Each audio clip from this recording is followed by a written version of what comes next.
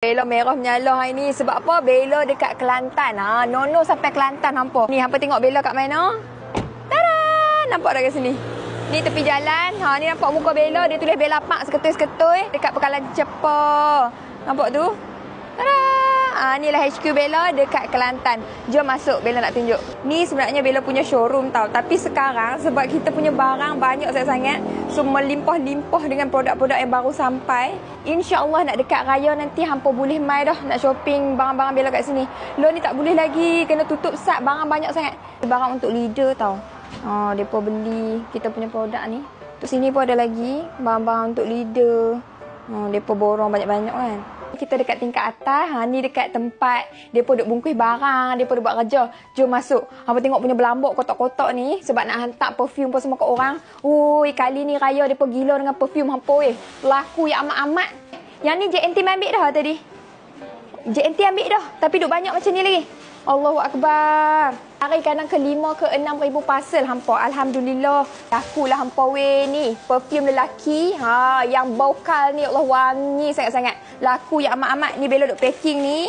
Tengok tu. Ramai orang beli. Sebab bau dia sedap lah. Tengok siapa beli ni. Nama apa dia? Muhammad Faiz. Muhammad Faiz ni mesti wangi ni. Ketiak dia ada SPM ni. Muhammad Faiz ni. Bagus dia pakai minyak wangi. Ni siapa? Awet Muhammad Faiz. Muhammad Faiz mau wangi. Terbaik. Perfume Bella mau wangi. Untuk perempuan ni memang best seller lah kita kata. Semua bau tu sedap. Sebab Allah. Bos tengok. Cik. Dalam berapa minit ni keluar order banyak-banyak tahun ni. Ni, tang ni ada order lagi. Tang ni order. Ni siapa apa dah ni? Mai masuk, Bella nak tunjuk. Ni dia tempat Bella. Kalau kata Bella balik mai office Bella, kat sinilah. Kita buat live. Ni semua ni produk-produk Bella dah ada kat sini. Dan yang paling terbaru untuk siapa yang tak tahu, kita ada ni dia. Liquid foundation, filter effect. Sebelum ni kita ada jenis krim kan. Lah ni kita dah ada yang jenis liquid. Tengok ni Bella pakai lawa weh. Hampa tengoklah dekat tingkat ni penuh dengan bubble wrap. Ni. Bubble wrap saja. Dekat bawah tadi pun ada. Lepas tu hampa tengok. Dalam bilik meeting pun ada bubble wrap.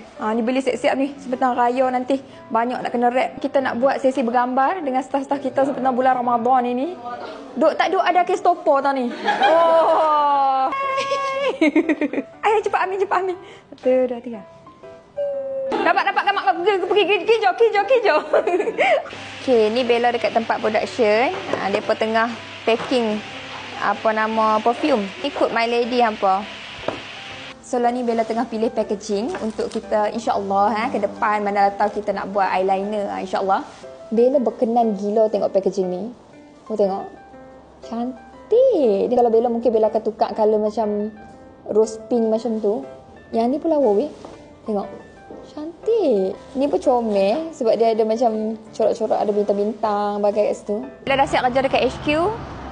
Lah ni kita nak pergi bazar sat nak beli makan-makan sikit untuk Bella. Sebab Bella buka seorang hari ni, tak ada siapa weh. Tak ada teman. So jom. Bye.